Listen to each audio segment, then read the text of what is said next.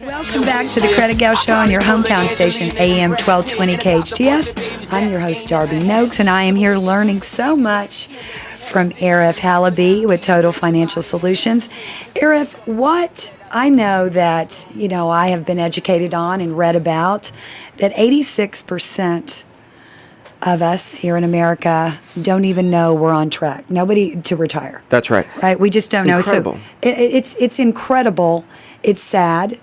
It's bewildering, actually. Yes. But I know you have some some retirement tips for us, the top 5, and I'd love to hear that. Yeah, taking long-term debt into retirement is not a good thing unless your eyes are wide open and you have a plan. Meaning, you might refinance your mortgage 5 years before you retire, but it's 3.5% and the rates are so low and you owe very little, and you're okay with that payment. It fits into your budget, your pension, Social Security, whatever you're going to receive, and you're clear about it. Great.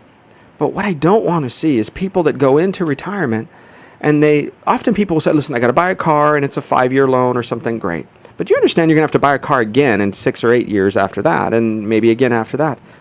So realize credit is just as important in retirement as it is prior to retirement, because you're still going to be traveling, maybe, if that's your thing, buying or your habits. There's going to be things that you'd like to do, whether it's golf or your hobbies are going to fit into fishing, whatever it is that's your life. But this is key. Number one, when you travel and you take a credit card with you, consider taking 3 credit cards. I don't like it when people only take one, and here's the reason. If you take one I've been all over the world, 35 countries on 5 continents, so I am a traveler. When you go overseas or even down the street and you put your card in a hotel, they usually block out $500, $700 or more, depending on how long you're going to stay there. And then when you check out, there's a 3-day release. Well, if you're going to go to another hotel or charge on a rental car shortly thereafterwards, you can't. Those dollars are blocked. They didn't charge on him, but those dollars are blocked. It eats up your credit availability for that 3 days. So you're almost going to be leapfrogging, if you will, credit cards to let one finish its 3-day cycle and finally pay it, release those available credit. But the third credit card is going to be for a backup. That's smart. You just might, and I don't want them all kept in the same place. And this is key. Often you're going to leave somebody home that's a family member, a friend, your sister, your brother, your kids. Somebody will be back at home, wherever that is. I want you to take a picture of every single card, front and back, and you leave it with them. As well as your passport. That's right. Always have a copy of your passport at home. I have been overseas and have had friends lose their passport. In fact, her purse was stolen in Italy at a stoplight. Somebody opened the car door. They had rented a car, grabbed her purse, closed the door, and off they went. Oh my goodness! Is she going to chase them down the streets of outside of Rome? Of course not. And so she had to get everything all over again. Well, what if you're flying the next day or later that day? So there are passports, blank passports available at every embassy and consulate around the world. You walk in, you have to prove who you are. There's verifications and all of that stuff, and it makes a lot of sense.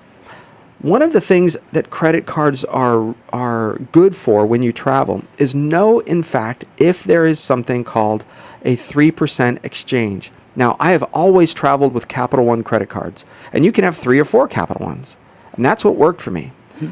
And the reason for that is because they didn't charge that 3% conversion. Now, I don't mean for cash advance. If you need cash or something, they're going to take it. That's fine. However, but if you're in a position to where you travel and you're going to charge, it sometimes makes sense to charge on your Visa because the exchange rates are much better than using cash. You know what? That's exactly correct. And I was just in Cabo San Lucas, Mexico. Yep. I took a couple. I didn't take 3. I will next time. But one of the cards I used was my debit card, yes. My MasterCard. And not for the hotels, because like you said, but for eating at restaurants. And it's a cash. Yes. But, it's a lot easier to use that than using, getting those American Express, what am I trying to, traveler's checks. Yeah. And because when you exchange those at a bank, like I've gone to Bank of America to exchange them, they're going to exchange them in their currency. Like That's you can right. never get your currency. Yeah. You know what I mean? When you go into the bank, you can't get your own currency. It's going to be exchanged in I was in currency. Beirut, Lebanon, the one and only time. It's where my family's from, my dad, and he left when he was a teenager. And we did that trip, right? Everybody goes back to that homeland. My mom's Nice. American, my dad's from Lebanon. So I go there with my mom in 1999, and I took $500 in American Express traveler's checks, $500 in cash, and a couple of visas. It was before debit cards were the way they were. Nobody would exchange the American Express traveler's checks. It's crazy. They said, you know how, they laughed, banks, restaurants.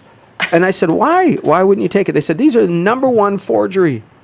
Everybody forges these things. These are easy. In fact, Lebanon is known, there's something called the Bekaa Valley, right? Which is similar to our San Joaquin Valley, very full of nutrients. It's a very farmland, but there's also counterfeit $100 bills. So it's called the Bekaa 100. In fact, when we changed our $100 bills here, before those dollar bills were out in circulation, meaning the banks had them, but they hadn't released them to the public yet, they were already counterfeiting them in the Middle East. So be very careful if you're going to travel with large bills. It is certainly convenient, but sometimes some parts of the world, specifically the Middle East, they laugh. They laugh at you. They said, you know how crooked these are. They're not going to exchange it. Well, that is, once again, Arif, I'm telling you, everybody, because it's summertime, everybody's traveling right now. You know, that's a great bit of information. And I know that after the commercial break, we just have so much more things to talk about, especially, I know you do some lunch and learn programs. Yes. You do some education. So stay tuned. After the break, you're listening to The Credit Gal on your hometown station, AM 1220 KHTS.